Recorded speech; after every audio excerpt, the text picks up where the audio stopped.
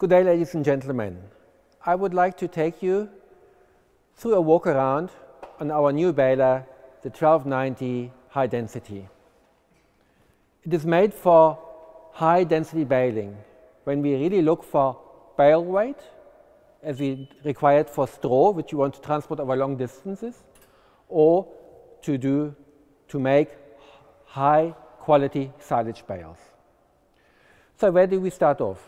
We need a pickup which is able to press any kind of straw or green material. So what we have started doing is we are using a cam-steered pickup with 5 tine bars that are able to pick up heavy swath, sticky swath at high tractor speed, or even short straw swath at high tractor speed. How do we do this? We utilize a heavy-duty feed roller or wind guard with a passive roller, which evens out all the swath so that we feed into the baler very evenly. And in short straw conditions, we can adjust it to bring the roller closer to the pickup tines and thereby force short straw into the tines, and then the pickup is able to pick it up very quickly. On this pickup, we are using also non-steel guards without the famous edge. They are totally smooth. This allows all material to be picked up without any friction, and it is easily transported into the auger area and can even be taken away crosswise towards the middle of the baler. Please also note that the teeth towards the end of the pickups are curved, so thereby they are able to take up frayed out swath or windrows, as you call them, very easily without throwing short material around. The material is transported into 2 augers, a bottom auger and the top auger. The top auger has an additional feed roll which feeds the material into the chopping rotor. Also here, the chopping rotor has lobes, a short lobe and a large tooth lobe, and the knife runs in between these lobes, thereby guaranteeing us an exact chop which we require for silage. The 1290 HD baler is fitted with a set of 29 knives. They can be either used in the retracted position, so no cutting takes place, or they can be used in the totally inserted position, and we will have a full cutting process typically used in silage or high density bales. In addition to that, this whole floor can be pulled out by releasing a single lever and then pulling out this floor to one side. We are able to see the knives in the retracted position. I'm able to unlock the knives and take them out one by one, like this. And I'm now able to replace them with the so-called blind knife. Looking at the knives, we have available 2 versions. We have a normal version knife, or, as we have in this case, the so-called abrasive knife. The abrasive knife has an extra layer of hardened material so that it can withstand many hours in very dusty conditions, in very abrasive conditions, without wearing out too fast. Each knife is protected against stones by springs. Pushing back the whole system very easy. Give it a nice good push. System is locked and we can go on baling. The 1290 HD baler has many unique features. One of the very unique features is that it is fitted with a tandem axle, but the 2 axles are totally independent of each other. This axle has got its own mount, shown below, and this axle also has got its own mount, shown on this side. This allows us to mount very large tires, as we can see, 26.5 diameter tires. This also gives us the opportunity to raise the baler so that we have access to the under part of the baler, or lower the baler completely to get access towards the top of the baler. We've got large side covers, gas strut assisted, so that they are easy to lift. They protect me against the elements like sun or rain while I load the twine boxes with twine balls. There's enough room for 36 twine balls, 18 on each side. And as you can see, compartment always for very big twine balls, for the extra large sizes. Across the baler, always nice sketches showing how to twine up the baler, or, as I will show later, some other points where this is very helpful also.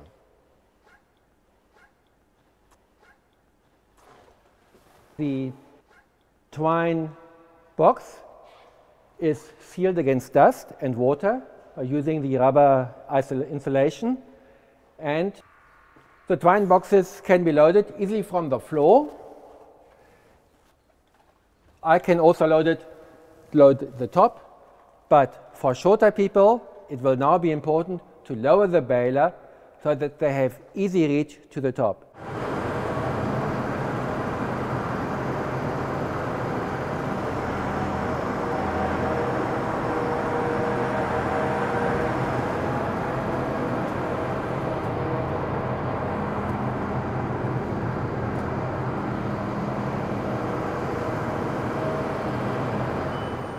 Ladies and gentlemen, please allow me to show you how this baler is constructed to allow for these very high baling pressures it will be subjected to during its lifetime. First of all, we've got the longest bale chamber, just over 4 meters long. We need the long bale chamber to give us absolutely good bale shape, but also to give us enough pressure so that the heavy-duty plunger can force the crop past these pressure plates, which will give us, in the end, the density. The plunger is fitted with load sensors, and together with the computer, which is built into the baler, and the pressure I am setting up in the IntelliView monitor, these pressure plates will give enough pressure onto the bale, providing the weight that the user is requesting. Now, these pressure plates are supported by 7 hydraulic cylinders, 2 on the side here, as well as 2 on the other side, plus 3 cylinders on the top. The cylinders in this baler are all double-acting cylinders. They don't require springs to pull the top plate up. Why do we go for double-acting cylinders? Because we control the bale pressure very easily by giving an exact movement of the plates.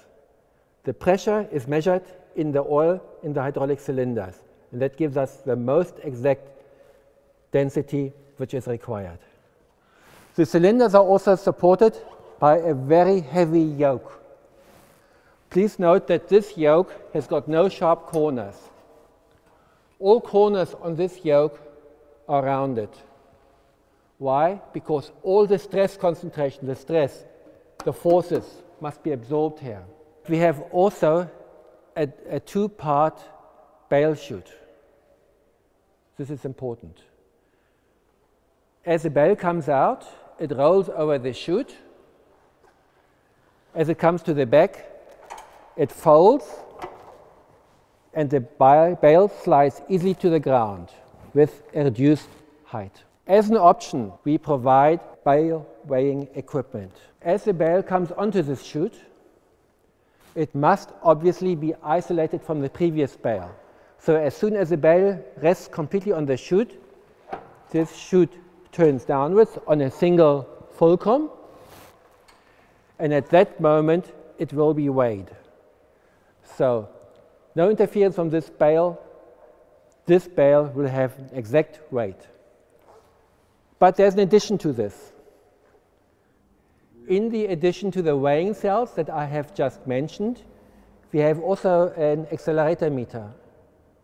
As the baler drives on the field, over a bumpy field, there will be forces under which the bale is subjected, and they have to be added or subtracted from the bale weight. These forces are recorded by this sensor, and via the algorithm used to weigh the bale, these forces are either included or excluded from the bale. This feature gives us the exact bale weight, and that's what every customer wants. The baler can also be fitted with nice options. We have a rear bumper on this baler. This is a nice item to have, because if we reverse the baler and we've got a bale lying behind the bale and the operator might not see it, this protects the baler underside from any This protects the baler underside from any foreign objects so that we can work without damage. The baler is fitted standard with these chocks for some of the markets that require this. But then also we have nice additional features, options. Pneumatic brake system, a very large toolbox, rubber padded to prevent any ingress of moisture or dust, to wash our hands if we have if we do service work on the baler, we can wash our hands. Situated around the balers, we've got emergency stop. So if anything happens and I need to get to an emergency button, just press and the whole baler will stop. The baler is equipped with a new type of drawbar. It's a very narrow A-style drawbar. The reason for that is that we are using large tractors in front of the baler, and we want to have very sharp turns at the headland. That's why a narrow drawbar. Furthermore, for all the operators operating these balers, there are many types of decals shown on the baler, making operation very easy. Obviously, all the yellow decals are warning decals, so that the operators don't get hurt. But also adjustment decals. For instance, this one, how high does the baler have to be adjusted until it is fit for service? Or explaining the different buttons. The slow turning button, to which we will come in a moment, how must the different settings be done to obtain certain functions without reading or searching for the information from somewhere else. So any operator of any standard is able to operate this baler. It will start up in first gear. So with low torque from the tractor, the first gear is designed in such a way that the baler will start with amplified torque. Once the tractor reaches a certain RPM, or the baler rather reaches a certain RPM, it signals the operator. This transmission will immediately switch into the next higher gear, and then the baler will come up to operating speed. This is a unique feature. Nobody else has it. We've got another unique feature on this baler, and it's a very simple one. It's actually the flywheel. The flywheel has two functions on this baler. It obviously helps the baler to run smoothly, which in a heavy-duty baler or high-density baler is very important to smooth out the tractor power flow. But it also has a cooling function. Let's start with the first function. What really matters is where is the weight of the flywheel situated. We've got a very large diameter flywheel with the weight all situated outside on the circumference. And we've got a very fast turning flywheel. Normally, the flywheel turns at 1000 RPM. In this case, the flywheel turns at a stunning 1440 RPM. So together with a large diameter of the flywheel plus a high-speed turning, we get more than enough energy for this high-density baler. If you listen to the tractor when it's in a baling operation in the field, this engine runs absolutely smoothly, saving fuel. Even transfer of power through the whole drive line, giving it high reliability and obviously consistent bales. Let's look at the second function. I've talked to you about the cooling function. If you look at the spokes of the flywheel, they are built like a propeller. So they do two things. They suck the dust out of the bale chamber, but they also cool the transmission oil of the intermediate transmission. The oil gets pumped out into two spiral pipes behind the flywheel, two large spiral pipes. And the action, with the wind action it creates, the oil is cooled to absolutely acceptable levels. Thank you.